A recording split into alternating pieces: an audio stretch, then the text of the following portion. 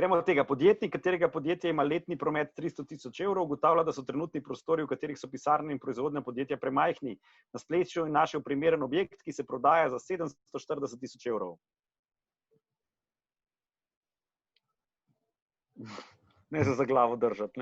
Pa se bo prodajal še naprej. Kaj z njemu, jaz bi mu rekel, a ti hočeš investirati denar v zidove, v beton ali v razvoj, v biznis? Si ful Samo dobro to. povedal in jaz sem upala, da boš ti povedal na to, ja.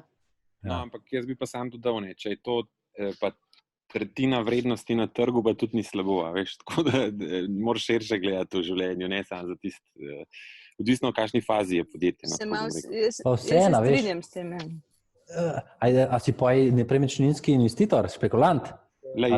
Jaz iz sebe izhajam, jaz nisem špekulant, imam pa kar nekaj nepremičnin, so še vedno ena izmed bolj stabilnih investicij, ki drži vsaj inflacijo pa glavnico. Tam pri letnem prometu 300 jurjev. Ne pri 300 jurjev, se pravim, ampak je ok, 300 jurjev, ja, se strinjam, ampak zdaj, če bi bilo pa 400 jurjev ali pa 500, je spet vprašanje, ampak ja, če dobiš za tretjino, pa prodaš naprej, why not, dobiš sredstva za financiranje. In za dolžiti se je pa zdaj le ful poceni. Tako da depends, ne moreš da te naznačen. Jaz mislim, da imajo problem z pisarnami, pa proizvodnjami, pa da bi si šli špekulacijo. Očitno mislim, se v tem primeru.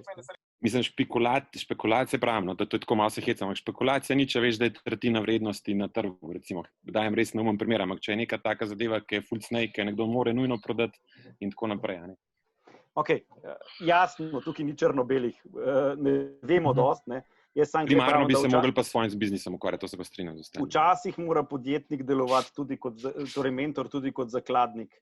Se pravi, včasih vam celo vaši mentoriranci dajo ta mandat. In jaz sem se z določenimi že dogovoril, da me glede določenih investicij pridejo vprašati vsaj po mnenje.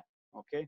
Ja, zato, ker se ne čutijo dovolj suvereni v tem, kaj je smiselno in kaj ne. Strinjam se pa z vašo tezo, da primarno je za vlagati v primarni biznis. Jasno, če pa so razmere izjemne, pa če je deal dober, pa pač valjda uspeš iz zrelejšega pogleda pogledati tudi to, da je vredno to investirati. Tako da to je to. Ja.